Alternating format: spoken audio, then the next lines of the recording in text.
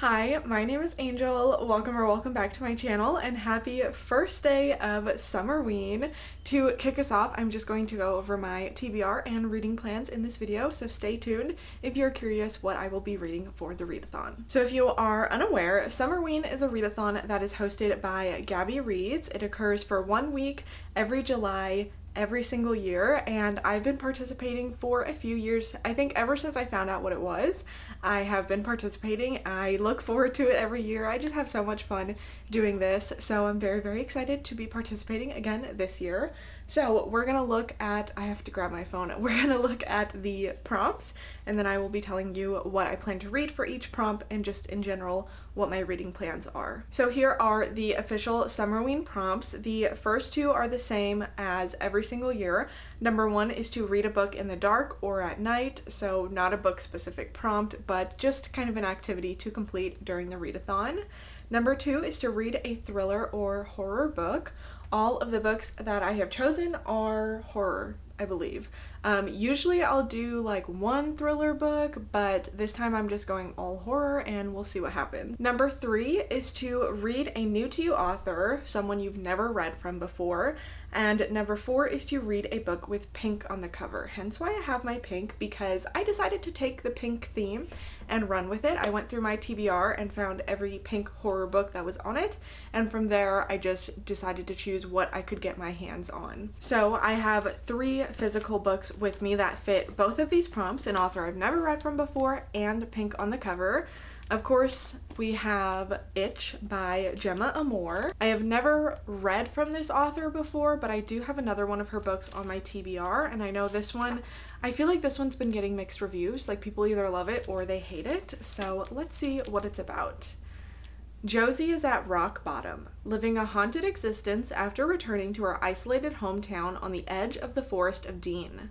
When she stumbles across a decaying, ant-infested body in the woods, Josie plummets into a downward spiral, facing uncomfortable truths about the victim and her own past, all whilst battling an infestation that seems to have burrowed into her mind and her flesh. Desperate for absolution, Josie scratches the surface of an age-old mystery. A masked predator stalks the forest around Elwood, a place deeply gripped by folklore. So as the village prepares for its annual festival and Josie gets closer to unveiling a monster, she begins to ask herself, are these dark, crawling insects leading her to uncover the truth, or is she their next victim? Sounds super interesting. I guess I didn't realize that this has kind of a folk horror element to it, so that makes me even more excited to pick this one up. Stunning cover, of course. The next one that I have is a new release that I've been excited to pick up. It is For Human Use by Sarah G. Pierce, and this is about a dating app. The synopsis on the back is just like a string of text messages. So it says it's a swiping app like Tinder, but for dead bodies. Living people swipe left or right on pictures of dead bodies. If you swipe right, a human corpse gets delivered and you live with it. And yeah, sounds weird, sounds strange, and I'm all for it. I can't wait to get into that one. And then next I have Beta Vulgaris by Margie Sarsfield. Hopefully I pronounced everything there correctly. I know this takes place in Minnesota, and I think it's about a beet farmer, and I feel like that's kind of cool because I currently live in Minnesota. Elise and her boyfriend Tom set off for Minnesota, hoping the paycheck from the sugar beet harvest will cover the rent on their Brooklyn apartment. Amidst the grueling work and familiar anxieties about her finances, Elise starts noticing strange things, threatening phone calls, a mysterious rash, and snatches of an ominous voice coming from the beet pile. When Tom and other coworkers begin to vanish, Elise is left alone to confront the weight of her past, the horrors of her uncertain future, and the menacing but enticing siren song of the beets. Biting, eerie, and confidently told, Beta Vulgaris harnesses a distinct voice and audacious premise to undermine straightforward narratives of class, trauma, consumption, and redemption. So this one also sounds weird, which is perfect for me. I did see some reviews that said it's not really horror, it's more just kind of literary, so I don't really know what to expect going into that one, but technically it's marketed as horror, so I feel like it fits for the readathon. So those are my 3 physical pink books that I have checked out from the library. I do have 2 more books that are on my Kindle. The next one fits in with prompt number 5, which is to read a book with less than 150 pages. For that, I'm going to be reading Narcissus by Adam Godfrey. So again, there is pink on this cover. It is from an author I've never read from, and it is listed as being 110 pages. So it's perfect for all 3 of those prompts. This one has been on my TBR for a long time. It's just, it's not available anywhere. I have to pay for it on Kindle, so that's why I just haven't read it. So this is about a group of 4 American tourists vacationing in Greece when they set out to find a subterranean pool that's rumored to be the one by which the demigod Narcissus once wasted away in self-obsession. What started as a fun excursion quickly escalates into a full-blown nightmare. After looking into the waters of the pool, they come to find their own reflections have become infected by an ancient evil. As they're picked off one by a malevolence that resides in the reflective world, those remaining race to find a way to bring the nightmare to an end before it takes them all.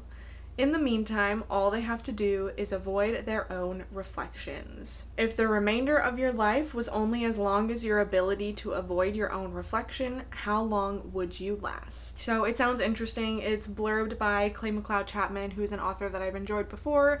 Again, I've had it on my TBR for a while, so I'm really happy to finally be getting to it. It does sound interesting, and being a novella, I feel like it'll just be a quick, bloody read. At least that's what I'm hoping for. And then I do have one more book that I'm hoping to read for the readathon. This is a new to me author. It's not a pink cover, but it's got red on the cover, and I feel like that's close enough. It kind of goes with the vibe of everything else. This is called The Heart Taker. It is by A.M. Wiley, and I actually only found out about this because the author reached out to me on Instagram and asked if I would like an ebook of his, and normally, because I've gotten offers like that before, and normally I don't take them because I have so many other books on my TBR that I want to read, and I just I don't know, I feel like that's a lot of commitment. But this author and some of his other books that he has out, they sounded so intriguing to me, so I decided to just take a chance and say yes. And then it also just kind of gives me Summerween vibes, so I accepted. I said yes, send it to me, this is perfect for Summerween, so hopefully it's good. I believe this is a young adult horror novel. Teen gossip columnist Jack Berlin ruthlessly exposes the social evils of his prep school's popular crowd. But when 4 boys in a neighboring town turn up dead, their hearts removed, Jack goes hunting and finds a dark connection between the murders and Delilah, a beautiful new girl at school. Determined to uncover the truth, he rallies the help of his secret crush Deb and a group of geeky crusaders known as the Guardians to prove his suspicions. As the school falls to Delilah's whims, Jack unearths her horrifying secret and discovers that Delilah isn't the only threat they're facing. And unless he and his friends can unravel the rest of the mystery, Jack will lose everything, including his heart. So those are the 5 books that I'm planning to read for Summerween. My reading has been a lot slower this year. Typically 5 books in a week would be no problem for me, especially during Summerween. But I don't know right now. I don't know if I'm going to get to all of them, but I'm going to try my best to let you know what you can look forward to as far as vlogs for Summerween. I will just be doing 1 Summerween reading vlog this year. Normally I try to do 2. However, I'm going to let you in on a little secret. Summerween this year lands during a time where I am traveling. I am traveling to the Netherlands again to visit family. So I will be out of the country during this readathon. So I am having my own secret Summerween a little bit early so that I can have the vlogs and everything filmed to go up during Summerween. So at the time that you guys are watching this, day 1 of Summerween, I am either on a plane or I'm in an airport on the way to the Netherlands. So there is some top secret information for you, but you can expect a Summerween reading vlog featuring all of these books coming out soon. With all of that being said, let me know down below if you are participating in Summerween this year, and let me know what are some of the books that you plan to read. With all of that being said, thank you guys so much for watching, and hopefully I will see you next time.